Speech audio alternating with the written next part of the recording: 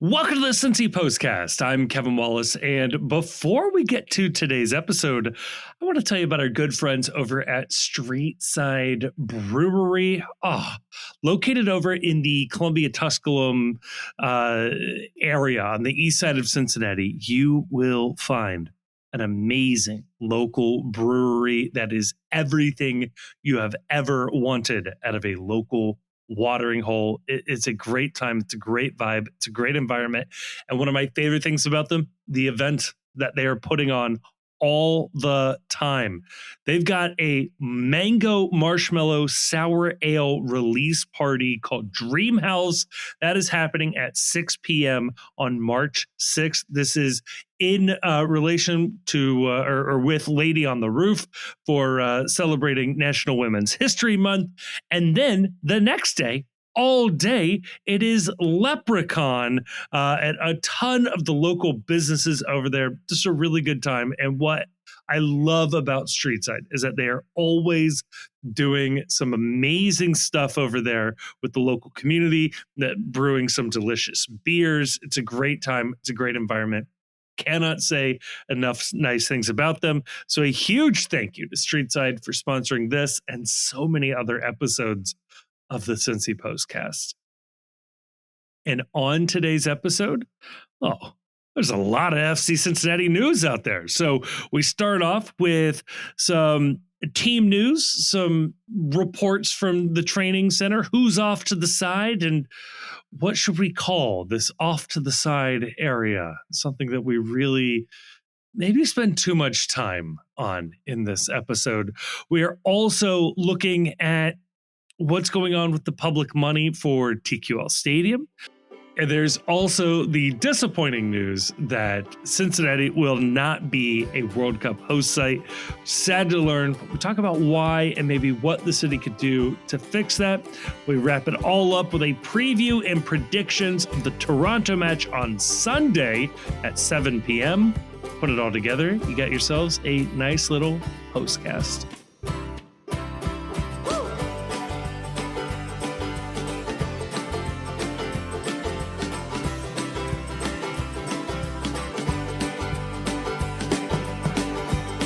Joining me to talk about all of that and more, I'm joined by two gentlemen who I got to see yesterday, joined by the Chief, joined by Grayson. And I want to say thank you to both of you, your significant others, for adding another hour to our life. Just what everybody wants. I explained this to my wife, though, that it made a difference because in that show, since there were people actually watching or that event, I got to talk to the chat. And if you're in the content space at all you really want in life is to be able to say, chat, how we feeling? Chat, how do we feel about this one? Chat, crowdsource this for me. Look this up for me, chat. If you do not know what we are talking about, you missed out. For the folks who subscribe on Patreon to the one of the 12 tier, you got access to a live stream virtual happy hour yesterday. We're looking to do those about once a month is the goal there. I think we may sneak another one in before the end of the month. We'll see on that one. But it was a good time. So people were able to interact, to hang out. We were talking non-soccer stuff. We talked a little soccer stuff. It was a grand old time. I really appreciated everybody coming out. Yeah, maybe the next time we do a happy hour, I'll actually have a drink. That might be the next the next phase to this. I'll do it from someplace other than my office. Yeah, we can play around with the times. Yeah. I do want to send out sort of like solicit feedback from the folks over there. Like what would you like more? What did you not like? Times maybe that would work better. But if you're interested and wish you could have seen that, or even want to go back and watch what we talked about before, you can subscribe. That will still be available to you, even if you subscribe after the fact. So maybe throw it out there. Okay, it's pretty cool how Grayson got on camera for this too. Oh my gosh, that was wild. Yeah. So if you want to see Grayson on camera, go ahead and subscribe and you can watch the video. And this is in no way a bait and switch. And I cannot be held responsible if you choose to subscribe and then are disappointed with what Grayson's video feed looks like. Yeah, that's true.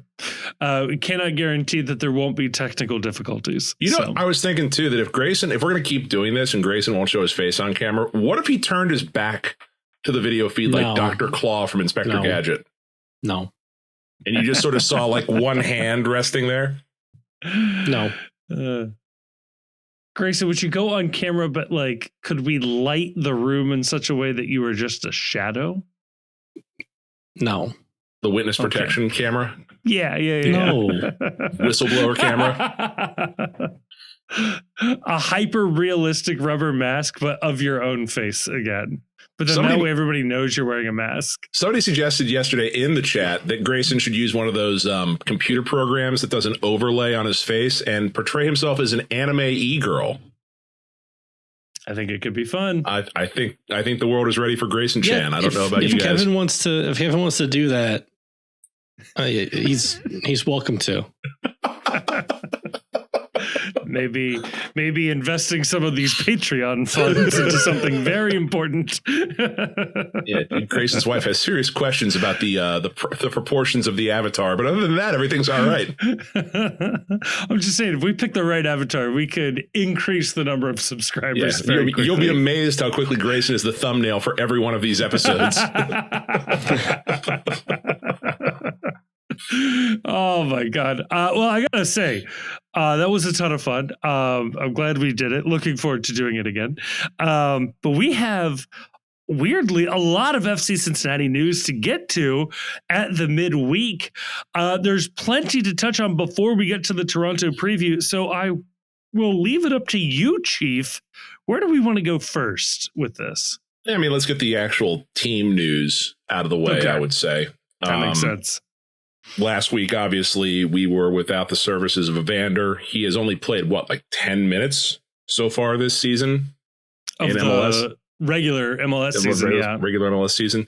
So he was training today off to the side, which I maintain. They need a sponsorship for off to the side. I don't know what that is or how you monetize that, but the fact that off to the side doesn't have a branding at this point feels like a miss from the FC Cincinnati marketing. You could bring back Rise Together, Fries Together. Yeah, the Wendy's off to the side. Yeah, right, yeah. The Wendy's side. The Wendy's like a side of fries. Side of fries, yeah. The fry side. That's it. Yeah. That's it. So, yeah, I mean, like, let's get on that. Let's get on that FCC. Like, Carter Chapley should have one more like branded piece of content that he's required to write, just like you're required to say the MLS Cup playoffs presented by Audi, as discussed by the postcast, the Wendy's side of fries side training yard. Oh my God. And like a little interview with them while they're like eating a small bag of fries. Ooh, what about this? He's in the Jeff Weiler sidecar. No, but see, if you do the Wendy's side, but it wouldn't be Jeff Weiler, right? It would be Mike Castrucci in Milford. No, but if you do the Wendy's, what you could do then is when they're off to the side doing drills, instead of cones, you could have like yellow Wendy's Frosty cups that they're stepping around. That's really good. That's really good. Or the Ashley Madison side piece. Oh, remember, it's okay to look at the Ashley Madison side piece area. Reporters. The greatest data breach in all human history. We have a data leak from the Ashley Madison side training area. It looks like Evander is over there today. Evander sneaking off on the side, brought to you by Sniffies. The sneaky visitor, Evander. The sneaky visitor. He snuck into the side area. Get on that. Get on the branding. That's what I'm saying right here. We could brand it. But how do we feel about Miazga and Evander both being off to the side? Does it make you feel better about Miazga, worse about Evander? Where are we at with this, Grayson? Miazga is not on the team. Like my default, because you see this sometimes with like national media, like, Doyle or Bogert or somebody be like, oh, FC Cincinnati will be without Evander and Matt Miazga this weekend. Matt Miazga has not functionally been on the team for 2 years. I'm not blaming anybody. I'm just saying that, like, he's more off than on at this point. So, and I'm not, again, like, not holding this against anybody, but all I'm just saying is, like, I'll be interested in Miazga's status when he plays in a game. So hold on. If you're saying that Matt Miazga hasn't been on the team for 2 years, and if Matt Miazga suits up and plays for FC Cincinnati, do we term that the biggest acquisition of this winter window? Yeah, absolutely. I got to see how he plays imagine first. Imagine taking a team that finished 1 point off the Supporters Shield and then adding a center back of the caliber of Matt Miazga without losing anybody. Right. It's like adding a Matt Miazga. Yeah. Last time this team added a Matt Miazga, it's off to the races, baby. Yeah. Turn the whole franchise completely around. fixed the defense. Like, everything changed when they added Matt Miazga. It's like the Fire Nation attacking. And that's what you're talking about us getting back right now? Yeah. Again, honestly, just treat it like a rumored signing. Don't get all worked up about his status. Don't get stressed out about, like, the length of his recovery or whatever. Forget about it. Can we get like a signing graphic like Matt Miazga is in like orange and blue, but like still in really small letters on the graphic, just to get us all hyped up that he's back? I just feel like it's tempting fate because it's like the day after he plays in his first game, he's like sold to Montreal or something. As long as he doesn't come out of the field holding an American flag like Aaron Rodgers, like, everything's going to be okay, right? That's a good point. The likelihood of Miazga coming back increases the likelihood of somebody stepping in something, and I'll phrase it that way. I think we're going to see him back. I think we're going to see him back, though. I think we're going to see soon. him back too, but I don't know if it's going to be soon. I don't know if it's going to be June. So before June, let me pour some cold water on the whole idea as well. He was supposedly like potentially going to be available like in the playoffs during last the year. Playoffs. Yeah. Insane. And then he was like in preseason, and then they're like, oh, he might be available. He played 0 minutes through any of the games. But in hindsight, it's a joke at this point. No, but it's good. Even if they mean it, it's good. It's a joke. It's good that he didn't play in the playoffs, because now you can talk yourself into thinking that it would have gone different if Matt Miazga was out there. Sure. And this is a major addition. So by not playing in the playoffs, he has actually made life as a fan better for all of us, I would say. Yeah, and I appreciate that the team is in a challenging position because he is on the roster, right? Yeah. No, he isn't. We just established that. Right. But technically he's like on the roster as published, right? He's emotionally unavailable. And, there might be a couple of people out in the fan base who are like kind of actively curious about his status, right? So you feel like you need to address it. Right. Especially if he's in the Ashley Madison side area. You're definitely curious about what's going on over there. And you don't want to say like, oh, who knows? Right. Yeah. Just like, oh, he participated in training and we're assessing and we're continuing to assess. And I'm not blaming the team. I'm not saying that like anybody's like maliciously lying to anybody. I am just saying, just table it for the moment, right? Treat it like it's the Epstein files. No, we're just going to forget about it now. The way you got to treat, we're going to worry about something else. The way you got to treat this legitimately is you've got to treat it like it's a big comeback in the World Wrestling Federation or the WWE, where they don't talk about someone for a couple of months when they're recovering from injury. Then all of a sudden their music hits at WrestleMania or at the Royal Rumble and the entire place loses their mind. I don't want to know when Matt Miazga returns to full training. I want to make sure that happens when the reporters aren't out there. I want Carter sworn to secrecy. I don't want to know when he's training. I don't want to know when he's ready to come back. I just want the name to hit in the PA intro at the stadium. I don't forget to tweet the lineup graphic out. Like, just forget that one day. Like, I don't think there's a requirement you have to post the lineup on social media. Didn't they post a lineup the other day that was wrong anyway? Yeah. I'm pretty sure before the home game against O&M, Yeah. I saw a graphic that had Kevin Denke starting, and then I get to the stadium and Tom Barlow's out there. Right. And just do that. Right. Just be like Gilberto Flores is starting today. Or post the graphic. Post the graphic, but like he had a tightness in Yep. Right. Yep. Post the graphic, but like, for some reason that part of the image is low resolution where it's like where the center back is right there.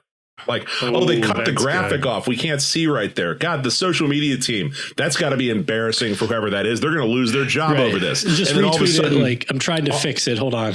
Admin screwed up and posted the wrong graphic. We had to take this down. And then just have the name hit over the PA system and just let the stadium go nuts. Put it on Blue Sky. No one will see it. Right. The team has an official Blue Sky account. Oh, yeah. I'm sure the team doesn't know that. No, they do, because it has it's got the full URL privileges. It's at fccincinnati.com. Like, somebody had to try really hard to do that. If you have to post the lineup online on some social media site, use Friendster or MySpace. FCC should have a MySpace account. Be awesome. Announce it at a Cincinnati City Council meeting. Put it on the secret website. The secret website should be where Miazga's announced.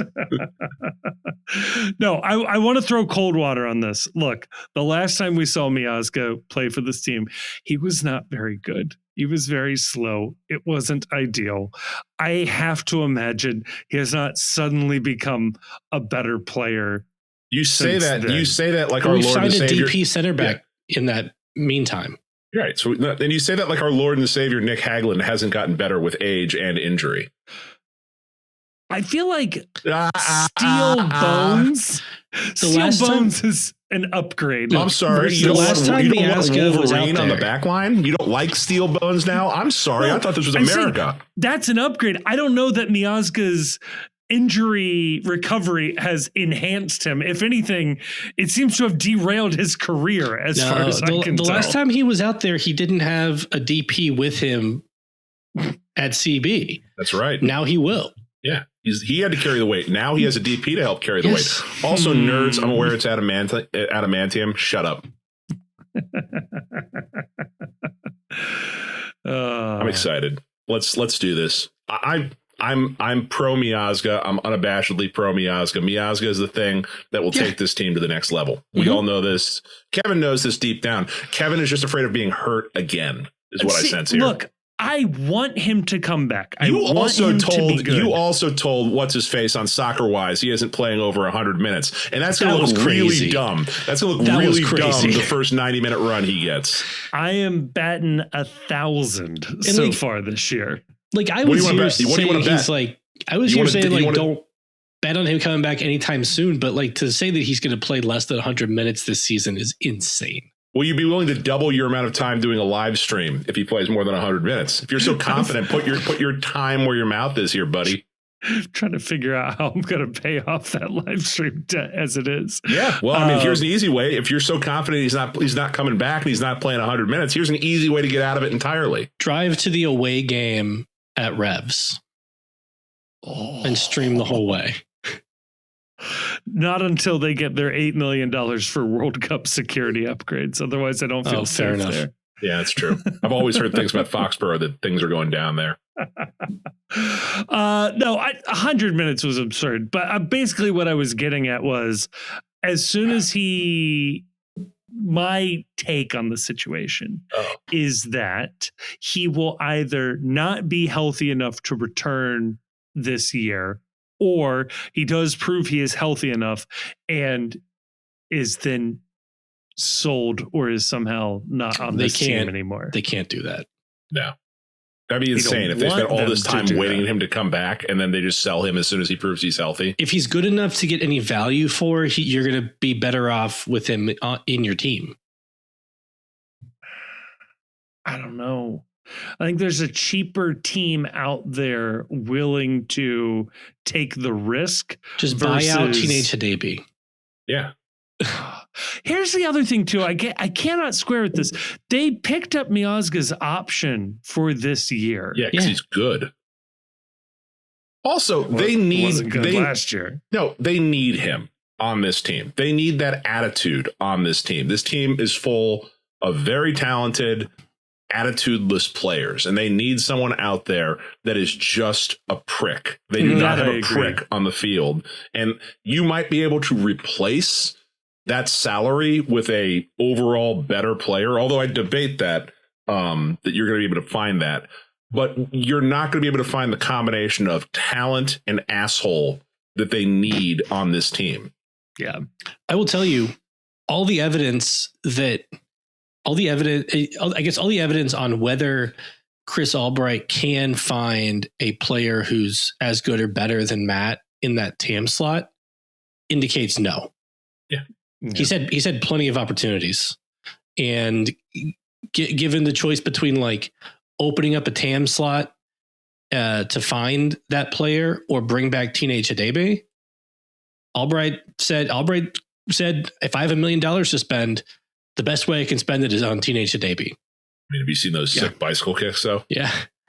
Juggling bicycle kicks. That's pretty badass. They are pretty cool. That's $1 million move right there. I think that's a relevant data point.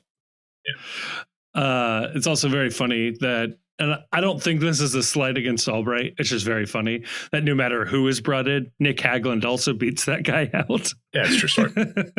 That's just what Nick does. That's been true. That's been true since he joined the team. They've been trying to sign somebody to replace Nick Hagglund specifically, and they've not done it. I stand by the take. He's the living embodiment of the Barney Gumble meme from The Simpsons, where they keep trying to throw him out of the bar and he's always behind them.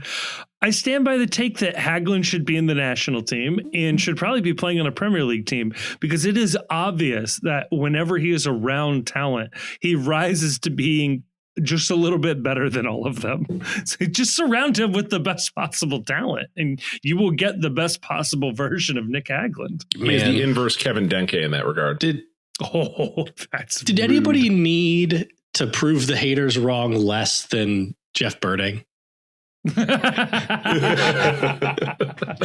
Nobody's been like more up good in the last like few years than Jeff Birding, and yet he got so much hatred. And so piled on for the Nick Hagglund deal, and he's been completely vindicated for it. In retrospect, the resources spent seem like nothing. And we've had this guy bopping down between like a low 6-figure and supplemental roster salary and be a starter more often than not. And now on playoff teams more often than not. He may be legitimately the best value signing in FC Cincinnati history. It's unreal. That's a good question. Best value signing. Like, it's Hagglund, and it's not even close given the number of years he's been on this team. Roman, but it's a different acquisition cost. I mean, Roman's up there too, but Roman's now on a TAM contract. Is he? Yes. Yeah, you got a raise. Got a big raise. Yeah, he's no longer Generation Adidas. He is Generation TAM. Yeah, he is. He's making more than 800,000. No way. He's making like 600,000. Well, he's not. I'll put it this way. Right. He's not on the Generation Adidas designation. He's actually hitting the roster for a budget charge now. Yeah, even if it's not. It has TAM been for a little bit. I think did they not do the last year of his Generation Adidas? I feel like they like skipped the line on his contract renewal. I have it right here. Roman Solentano makes $467,000. Yeah, wouldn't surprise me if talks about him start to heat up here in the next year or two. Well, he's out of contract after calendar year 2027. Wouldn't surprise me if talks start to heat up right now with no option. Oh, per the roster profile. Interesting. You got to at least sign him for a 6-month extension into 2028 to see out that first winter schedule season. That feels dangerous. He's bolting at the midway point. Merry Christmas, deuces.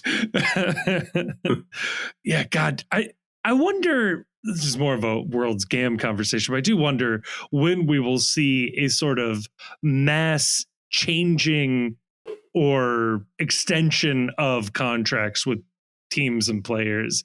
We've seen newer contracts reflect that league's status, but like all of these guys a lot of these teams are going to have like the roster disappear halfway through the 2027-28 season. So like they gotta be signing extensions or new contracts. Yeah, or something. I would assume that anyone that we signed after like the vote, so anyone that we signed in this window is if they're under contract for more than 2 years, I would assume that they've been moved over to the new system. I believe Alvis and Jabari and Kyle Smith and Tom Barlow all have contracts that like either already are scheduled to end at like an appropriate time or have options that would take them through like the new off season time. I saw somebody recently sign a contract. I forget who it was, where it was like the contract was through the end of 27, but they had options that were like until after like the 28-29 season. Oh, interesting. Okay. Huh. There you go. Yeah. I don't know how they're going to shake all that out, but yeah, I would. Neither they don't have a CBA yet, so we'll figure it all out at some point. I think the CBA is up next December 27th. Yeah, December 31st, 2027. That's right. Yeah. So it's in the middle of the 27-28 season. I'm sure it'll all be fine. You gotta love that, right? When's the media rights up then? After the sprint season. No, it's after the first full winter season. So it's summer of 28 it's now up. Oh, okay. There you go. Yeah. Listen to the World's Game for more MLS takes. Yeah. Okay, so perfect transition point. Speaking of Jeff Birding, the redemption tour. This one was a tough one. I don't know that it's necessarily on him, but the news comes from him. Cincinnati will not be a World Cup training site. We had seen news of this coming out more and more, especially over the last month, as different federations were picking cities as to where they were going to make their base camps. Made sense. A lot of these cities that they were picking were either host cities or very near host cities. Cincinnati, with not a lot of host cities nearby, was already going to be a little tough. And then the reporting out now is that there were not, or this is from Jeff Birding, there were not enough hotels. The hotel situation in particular was a major sticking point immediately, which is tough given that not too long ago, the Chief Soccer Officer survey came out, and FC Cincinnati was picked as having some of the best facilities in MLS. And it's couldn't capitalize on that. It's a different story. So I this is one of those ones where I have actually asked around on this one, and the hotels comment is interesting.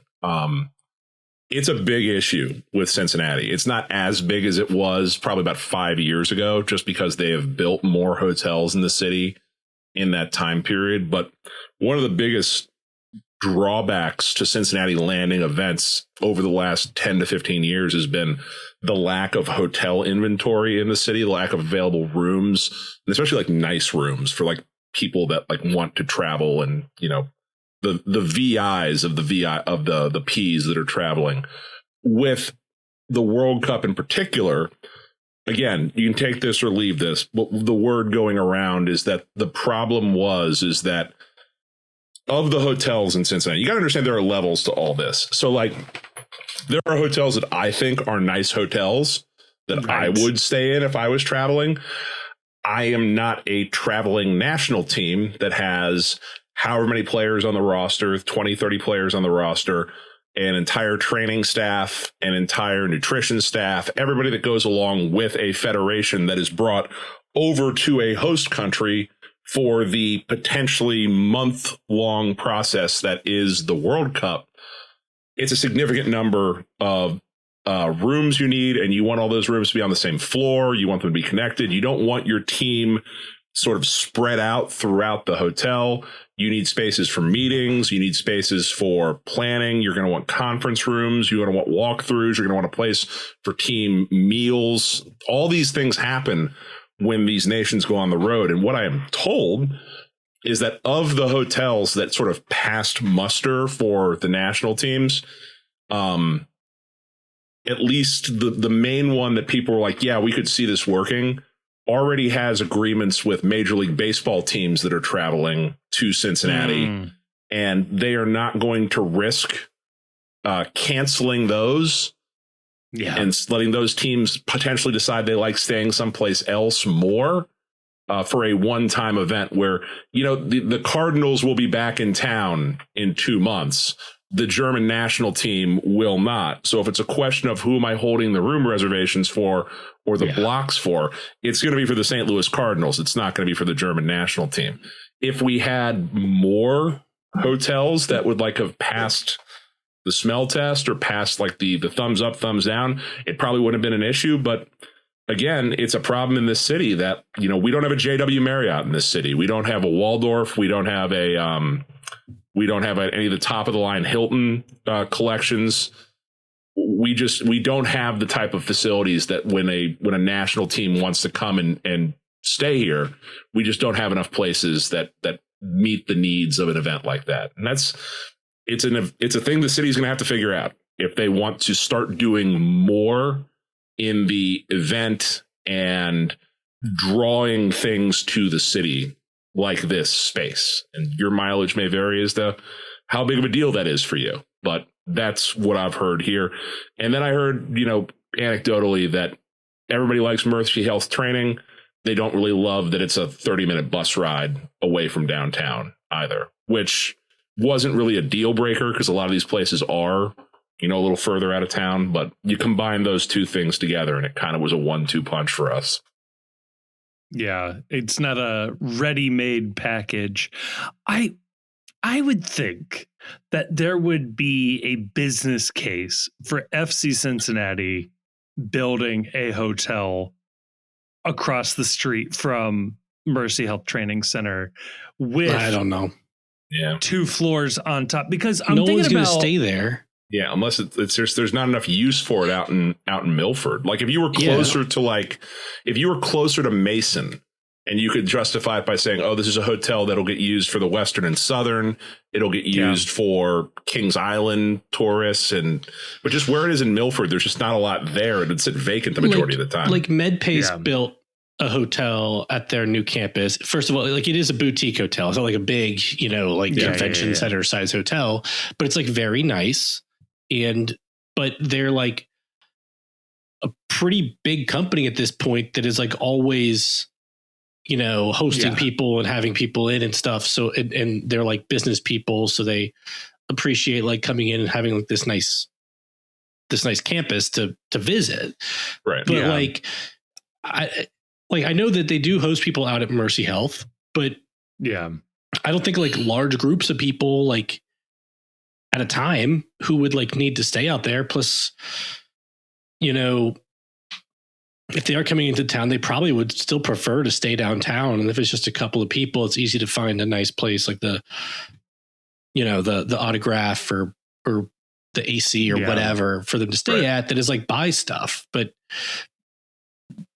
what are they going to do if they stay out of the training center? Like you're then also going to have to do like what MedPace did is like put in like a bunch of, you know, like draw a bunch of like restaurants and stuff for people to like do. Buy Gollies down the road. Yeah. The Governor in downtown Milford. That's a nice little underrated spot. It's not that close to the training center though. No, you're still commuting or caravanning or something to these different places. It's a bigger deal, and it's sort of Cincinnati. It's an issue with Cincinnati, and it's something that is going to have to be. I don't even say it has to be addressed. It's just there's going to have to be a choice made by how this city is run, and you know it's not for nothing. Jeff Birding is a big part of the Port Authority of Greater Cincinnati and the Cincinnati Convention and Visitors Bureau. I think he's involved with them. So, you know, I always note that when Jeff is talking, there's always, you know, multiple layers to agendas and things going on. Not agenda in the pejorative, but just sort of like there's a lot going on behind that. But Cincinnati's awesome. I love this city. I choose to live here at this point. I'm not stuck living here, because my parents are here or something like that. But we are very much, and for all the improvement that Cincinnati has made in the last 15, 20 years, we are still very much sort of stuck in between two worlds of the way Cincinnati used to be and like the way sort of, I'll say regional Midwestern cities are, and the kind of city that we sometimes aspire to be, where we want to host things like the World Cup. We bid for things like that. We bid for things like we want to host the NFL draft, or we want to host these events or things and civic things. It's like we were talking about a couple of weeks ago, Kevin, with the Olympic plan in Cincinnati. There was this audacious plan to do that. Yeah. And for better or worse, in the last 25 years, 30 years, 40 years since this was a thing, we kind of haven't taken a lot of the steps that would have been necessary for that to happen. We still don't have a regional transit plan. And, it's not to disparage the work people have done in this space, but if you're trying to lure, hey, we would like to host the World Cup in Cincinnati, or we'd like to have people out and do these events. Well, how do you get around? Like, saying that there's a bus isn't an answer. Like, you've got to have something more than that. Saying that we've got a residence in downtown, that's not enough. You look at what Indianapolis just hosted the NFL Combine, and everyone stays at the JW or one of the nicer hotels in there. Like, you've got to have the amenities, you've got to have the build out, you've got to have the transportation infrastructure. And we've taken a lot of half measures in this city to do that over the years. And these are sort of the consequences of when that happens, when you don't do the things to grow and make yourself competitive like other cities are for things like this, you miss out. And that's a choice the city makes. That's a choice that the city leadership makes. There are pros and cons. There's trade-offs. Everything costs money. But when you look at it like sort of from a dispassionate point of view, the ultimate decisions end up making a lot of sense. And we just sort of have to decide as a city if that's what we want to be and want to do. Yeah. Look, it ties in really nicely, though, I think, to the next topic we're going to bring up, which I was trying to pull up the numbers here real quick. So I don't have it. So if one of you wants to pull it up, it'd be great. I do think it's an interesting topic for sure, with the hotel quality, the hotel inventory. Correct me if I'm wrong, but I believe a hotel is one of the key pieces of the northern development. Another boutique hotel. And that's and I caveat, I could be wrong on this because I could be wrong on this, but my understanding is that the plans for that hotel have already been scaled back a little bit or simplified at least. I think their initial, at least my understanding, is that the initial plan for that hotel was a bit more ambitious than it's actually going to end up being. Gotcha. And correct me if I'm wrong as well. There was supposed to be, maybe there still is, a boutique hotel going in across the street, right? Where the Wooden Nickel is? A very, very small hotel. Absolutely. Really small. I don't know where we are. There's going to be a hotel attached to the convention center at some point, but that will be a much more sizable one. That'll be that'll be a convention center hotel. Yeah, that'll be the type of hotel that could host this sort of thing. Although I think they did, and I don't want to alarm anybody because it's still pretty big, but I think they did actually reduce the expected number of rooms for that as well. Cool. Which, whatever. Same footprint or just? I don't know. Are they okay. Yeah, my subscription to the Business Courier ran out, so I don't know these things anymore. I don't know. I'd have to go back. That part. Yeah, that part I don't know. But they went down. It's still a pretty big. It's still a pretty big hotel that will substantially increase the inventory downtown. So, how do you do that? How do you just build hotels? Because I don't think the city of Cincinnati is running state-run hotels. How do we go about getting hotels? It's a lot of different things. It's number one, it's attracting. It's everything it's a chicken and an egg problem. It's you need things that attract people to come downtown, but until you get the hotels for people to come, it's hard to find that. There's a lot of creative ways you can do it. The tax increment financing type stuff. There's redevelopment money that, 3CDC and quasi government organizations can buy buildings and buy land and then, contribute to or sell them at reduced costs or take care of demolition costs or infrastructure costs. There's ways to do it, but there's got to be a political will to do it. There's got to be a will to, when we have the space for a hotel, we facilitate that. We don't tie something up because we're looking to, make every building a historic building, or, we're flexible when it comes to how we handle the taxing or the government aspect of these things.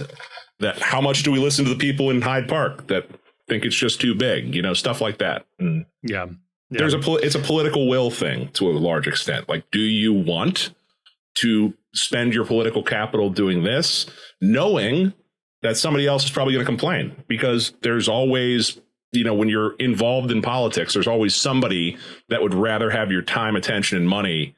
And there's always someone you're going to have to tell no to that could be potentially a squeaky wheel. Yeah. Yeah.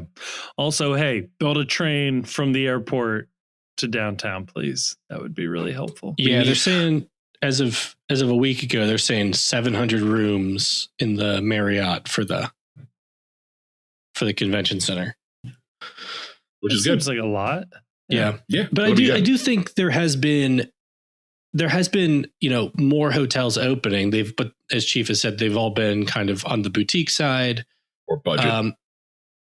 But they've all been kind of nicer, right, than your average 700 room hotel. So that may indicate to a certain extent. I mean, they the Autograph thing they built down at the old Anna Louise. That's a really nice hotel. Yeah. But then you look at the other ones that they've built so far.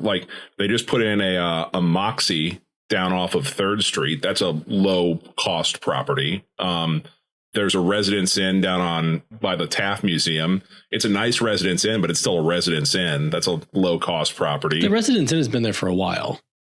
I'm just talking about recent additions to the hotel space within the last 10 years or so. But the Moxie and the AC and the Autograph and some other stuff they put in, I think that it does reflect potentially a different philosophy for development with the kind of people that you're with the kind of market you're trying to attract, right? You're trying to attract people more individuals coming into town for events or to go to nice restaurants and have a weekend in the city or whatever, which, maybe that is a better way to go. You just don't know. Like Chief said, there's trade-offs for everything. Yeah. I'm not mad about it. It's just that you have to have a robust portfolio of everything. And the thing is, most of the cities around us have that. Indy has that. Columbus has that. And it's just, if you're not keeping up with the Joneses in this space, you're losing out to them. Yeah. Yeah. But yes, build a train from the airport to downtown. Let's please do this. That would be helpful. Do you know how hard that is, by the way? That you have to, I looked at this one time. If you wanted to build a train from the airport to downtown, you would have to get political cooperation from, I think, 3 or 4 separate counties, 2 states, and 6 municipalities, cities, that would all have to work together in order to make this happen. And presumably, my guess would be you're tapping into the federal lands alongside the highway and, right of ways there, plus going over the river and all of that nonsense. Yeah. You know what I miss? I miss back in the day. This is not even soccer talk. I don't give a shit. Back in the day, you could have something on the House floor, in the United States Congress, or it'd be a bill to fund the park and some park in Arkansas.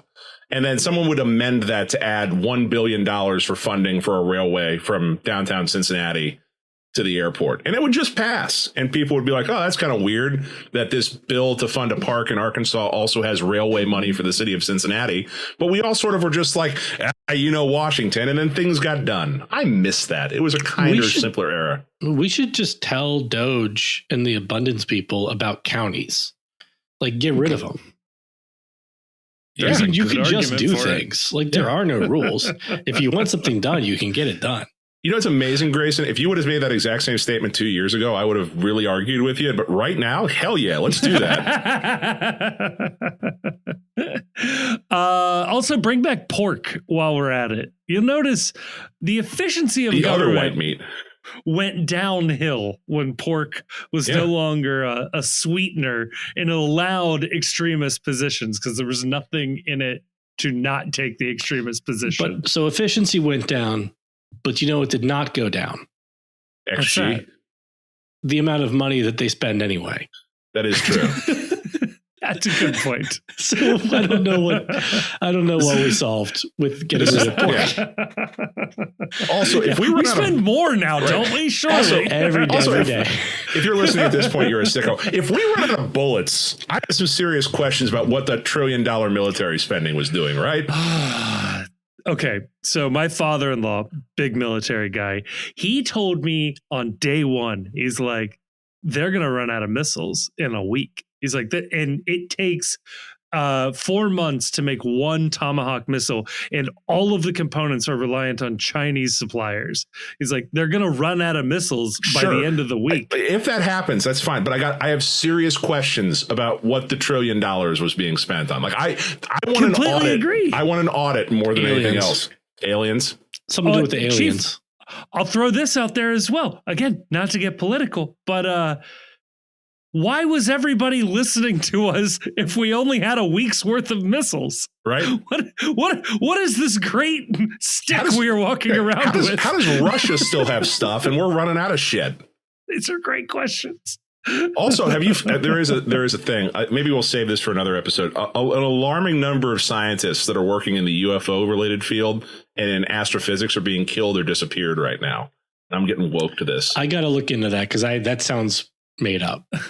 No, it's true. Look at it. I'm choosing to believe it. Yeah. Sight unseen. We're all focused on Savannah Guthrie or whatever it is. And there's like a lot of scientists that may know about warp drive that are going missing. Yeah. So speaking of things that are missing or unclaimed, this segment took a real turn. Speaking of unaccounted for money, some people might be missing money, and it may be you're missing money, maybe going into the stadium development. I know what it's not buying. Tomahawk missiles, apparently. I don't know how many insurance rebate checks could buy us a missile, but just one. But it turns out FC Cincinnati has applied for some of the unclaimed fund, I guess, that the state is looking to use for the Cleveland Browns' new stadium up around Cleveland. And since public money is being thrown at stadiums and public infrastructure, why not? FC Cincinnati has stuck its hand out to try to get some money for that. Now, the trick here is that TQL Stadium, for all intents and purposes, is done, is a finished product, is an award-winning soccer stadium. However, yes, there's this sort of impending northern development that's going to sort of attach itself in some way to the stadium. And so a lot of the modifications and upgrades to the stadium would be in reference to the sort of connecting the stadium to that new development. There was some points in there in the application about expanding concourses, expanding restrooms, rebuilding the northern gate. That feels like it's going to happen no matter what. And then some premium ticket space options, things like that. I could totally see a revamping, if not a dismantling, of the team store as it exists today. So there's all sorts of options on the table with that. But interesting that this is out there. I know there was some people upset by this idea, but I'll tell you, my take is if the state is out there spending this money on similar projects, sure, we should ask for it. It's not like that money was otherwise going to go to hiring nurses and teachers or something. Yeah. I mean, your beef is with how the state decided to use the money. Right. Yes. And that ship has sailed. Yeah. So it's like, do you want FC? Do you want like the Browns and the Guardians and the Cavaliers and Toledo Villa FC, a pre-professiontional soccer team that is looking for $20 million to build a 7,500 seats, right? It's like that's I think like it means a youth team. I guess they want $20 million. Right? They want $20 million to build an $83 million 7,500 seat stadium for some type of soccer team in Toledo. Right. Sure. This is like the detective from Law and Order SVU just screams at you. They were pre-professional, you sick weirdo. It's like Elliot Stabler yelling at you. But yeah, it's like, do you want, like, if they're going to spend this money anyway, like, do you want it to go somewhere else, or do you want it to, or do you like begrudge the FC trying to get a little piece of it? That seems like fine to me. Like, I was against the unclaimed funds thing when they did it, but you know what? But not a single person who matters in this state cares one bit what I think about anything. So no.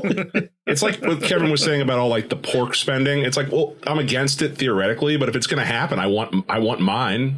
Yes. Like I want some of that money. Also, to close the loop, the William McCasland, a retired general who led the Air Force Research Laboratory and was commander of Wright-Patterson Air Force Base until July 2013, missing under suspicious circumstances right now.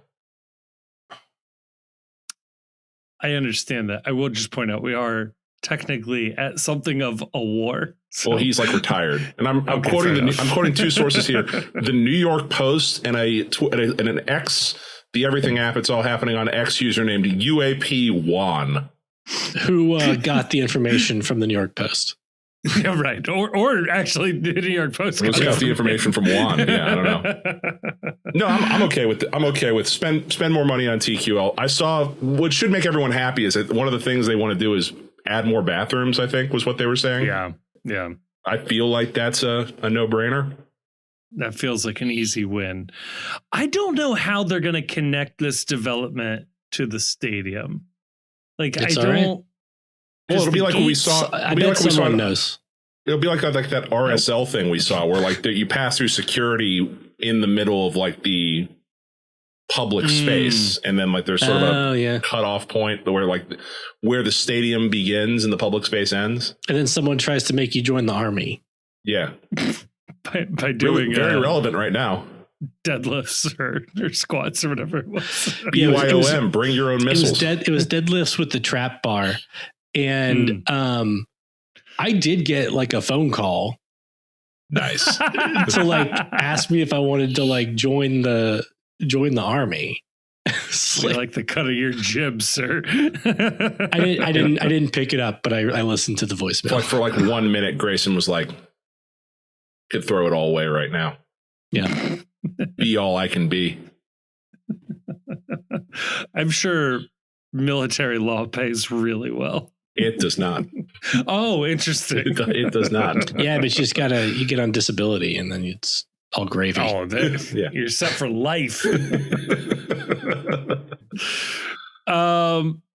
So that's fun. That's exciting stuff. Hopefully that if you could pick anything to be at the mixed use development, what if we kissed down at the mixed use development?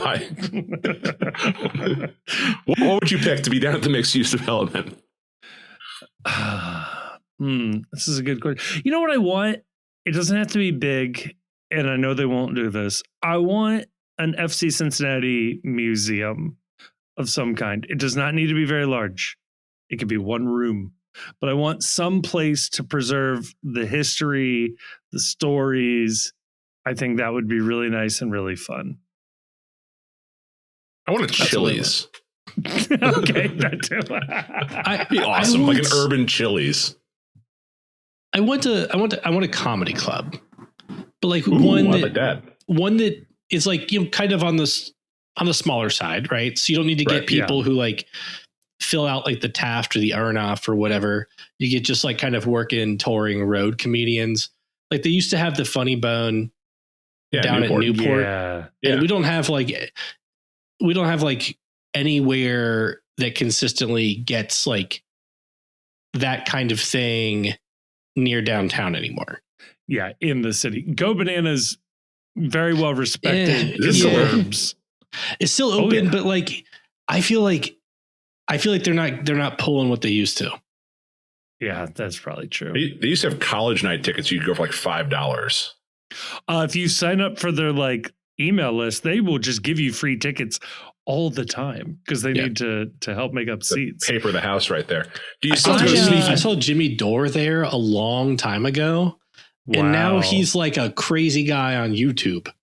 Love that. Yes, he is. He's a lightning rod in the political world.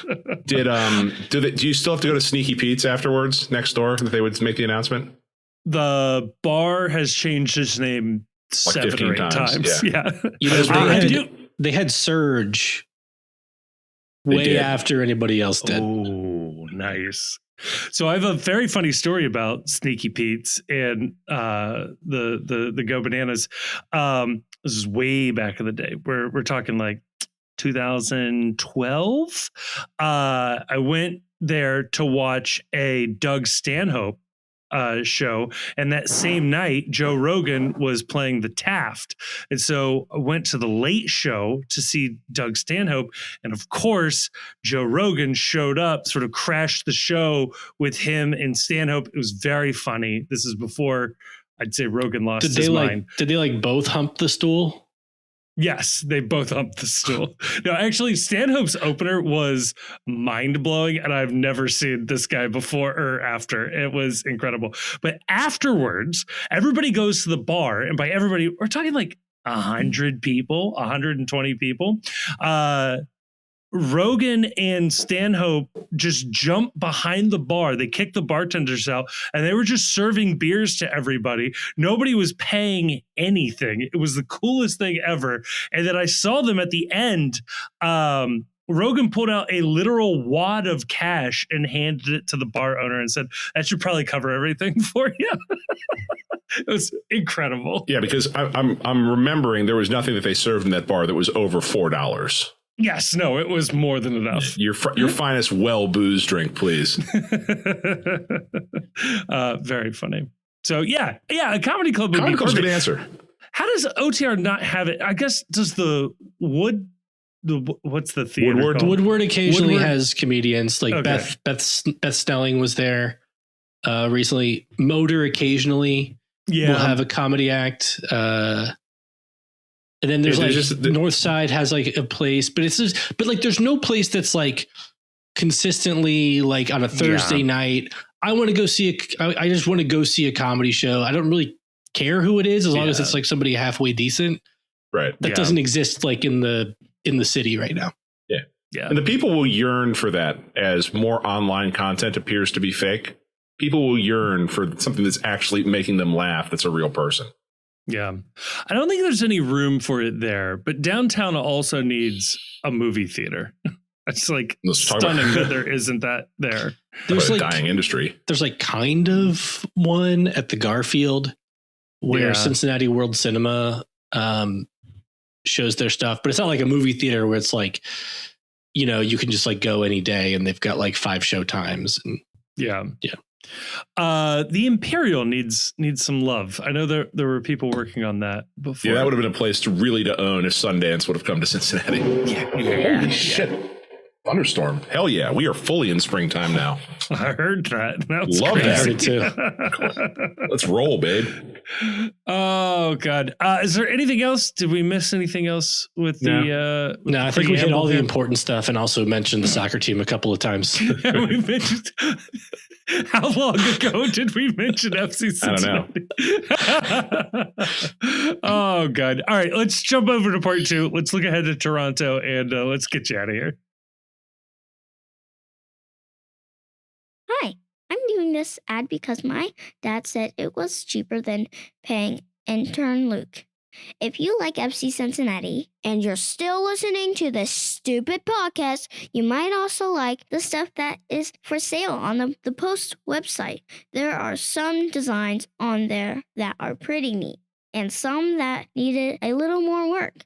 There is even a reversible bucket hat that says Noonan out on one side and Noonan in on the other side, which I've been told to say is very funny. If you even buy something, Chief might even release away days. Go to thepostcincy.com and click merch. Or don't. That's okay too. Okay, thanks, bye.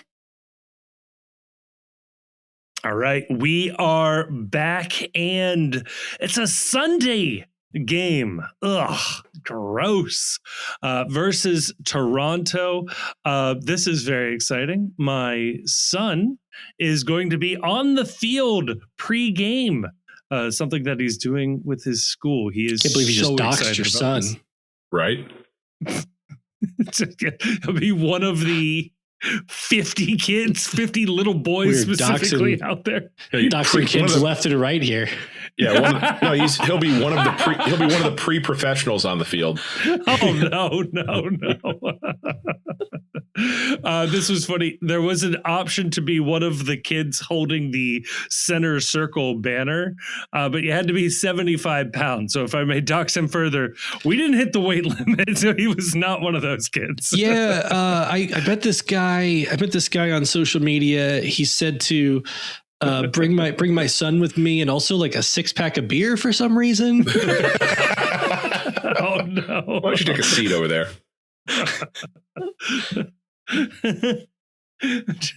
So is I was the going to worry make a joke, and now I'm right not. now Good to go. is the worry that the banner will like lift up into the air and it'll be like an up situation? I think it is partially, yes, they're worried about like, because People would say that was will, AI. like, wave it. Yeah. Yeah. But the other thing is, I think you need to like trust that they will follow directions. And 75 pounds is an interesting way to be like, I need you to be like big enough and therefore mature enough to like not screw this up for you're us. either at 75 pounds, you're either like mature enough to follow directions or just the fattest liability on the field. You're not going very far with that banner. No. You take off running. It's like a little butterball kid just like rolling around. He's like 2 That's my feet tall, Mercy 5 Health feet banner. wide. Right. It's like, why isn't he waving the flag? It's like, he doesn't understand what you're talking about. He's too busy eating. His hands only go up to here. Right. They'll be sticky though, so that'll be good. Hold it better.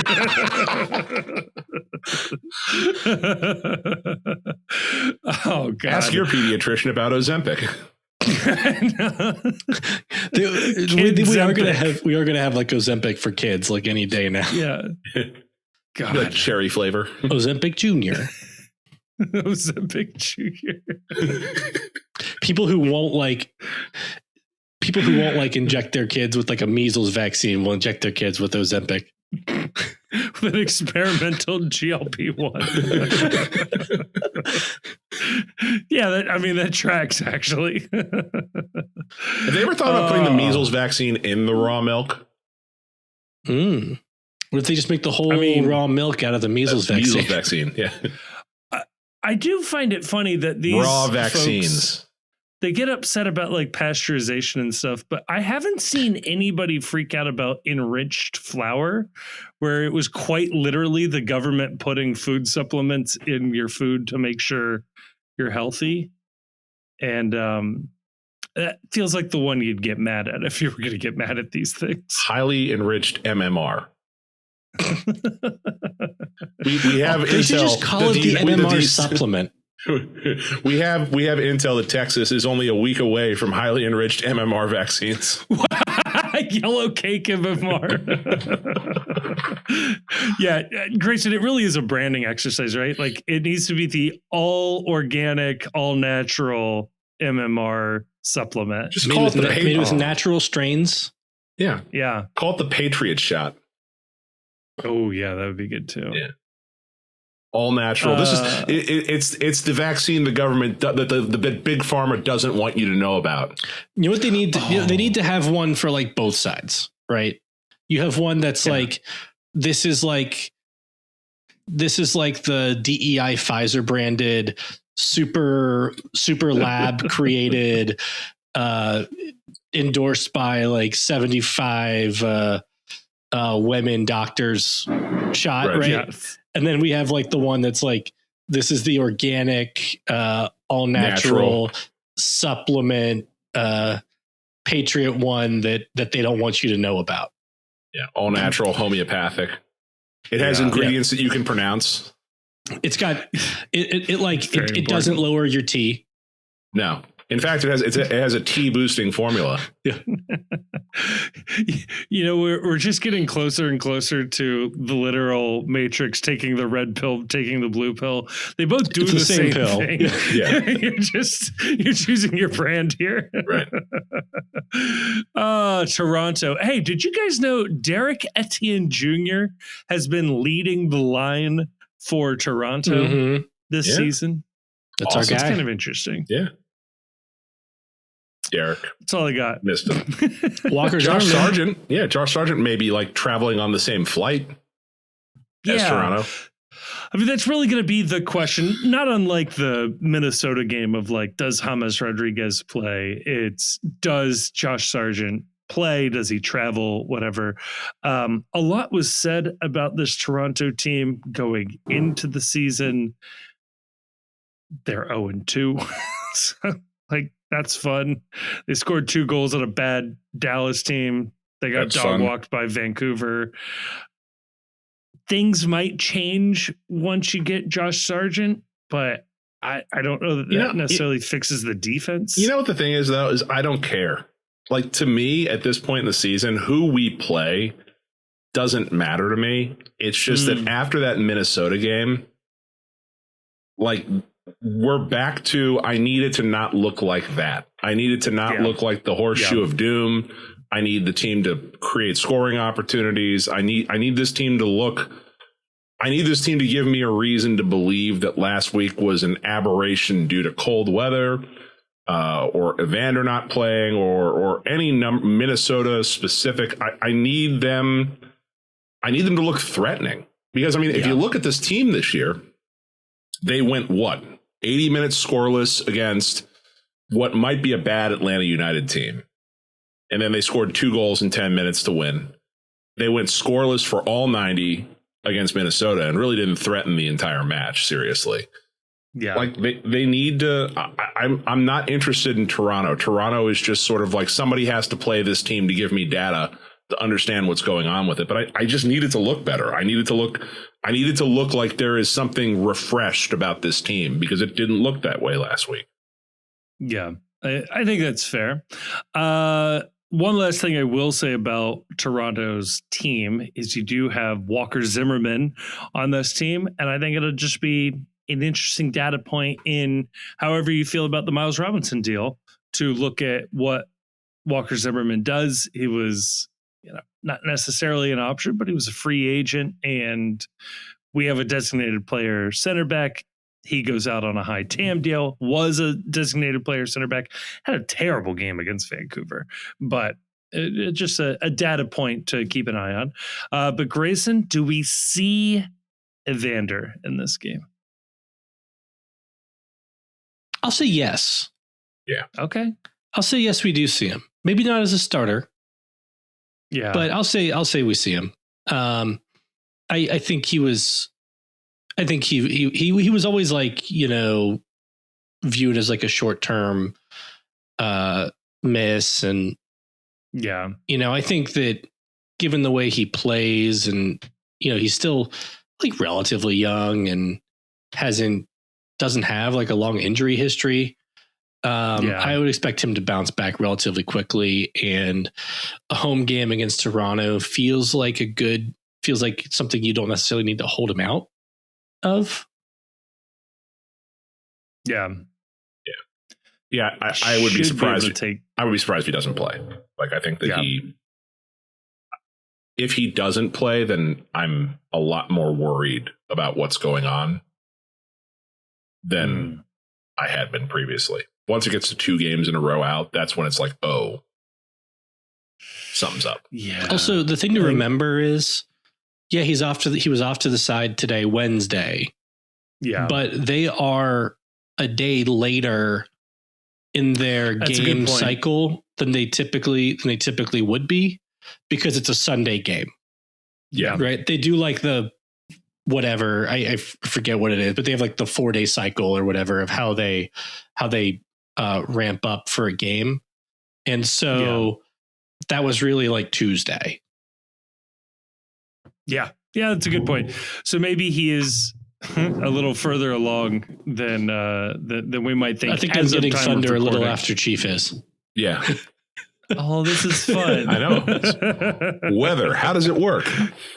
I'm down deep in the basement. So if you hear thunder on my end, something horrible has gone wrong.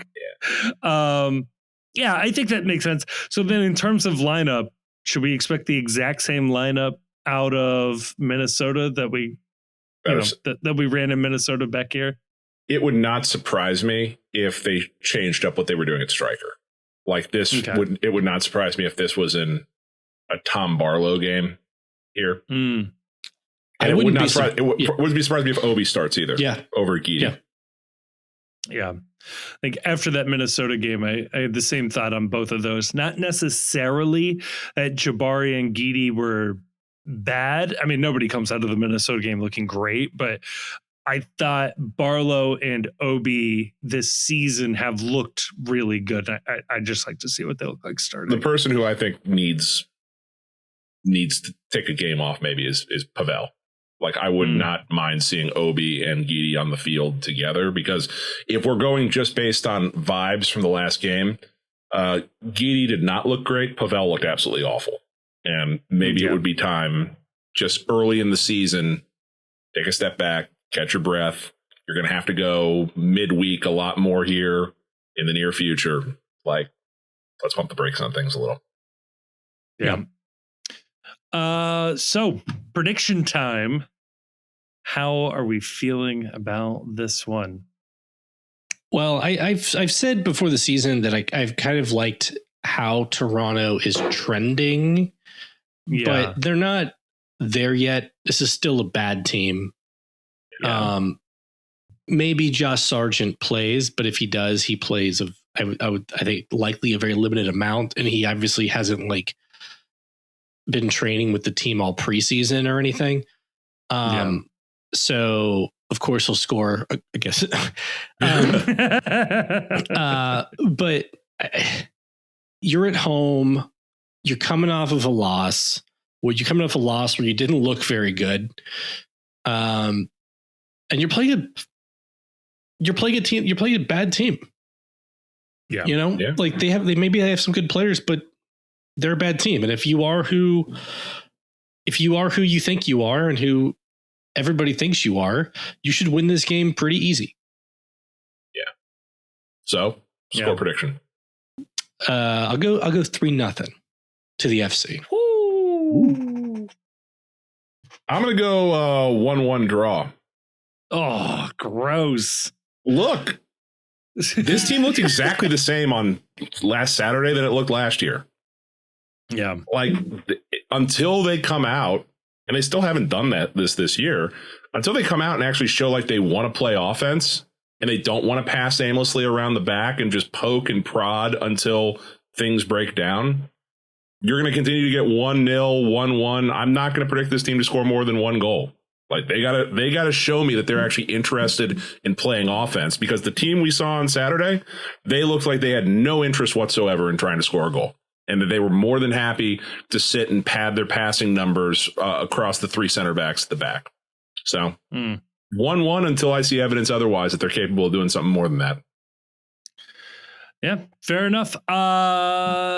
I hear you, and I'm still going to predict 2-1. There you go. I think they got it in them. I think the Toronto defense is particularly bad. We'll see what the storylines emerge out of this. So if it looks like it did on Saturday, the problem the group that like has escaped the ire so far is the center back group. And if they're not willing to push the ball forward, every one of them should be benched. Like Miles Robinson, DP, if you're not willing to push the ball forward, if you're just aimlessly passing back and forth, you're a DP. Be brave, push the ball forward. And if you can't do that, then you don't have a place on this team. I'm sorry. Boom. There you go. Yeah. So 2 wins being predicted here, a draw being predicted here. Yeah, we will break it all down. Break it all down for you afterwards. I don't know exactly when. maybe it's a Tuesday episode. Maybe it's immediately after the game. See how angry we all are. Yeah, if it's a win, it'll be immediately after. As the thunder rolls in the background. Fuck Columbus.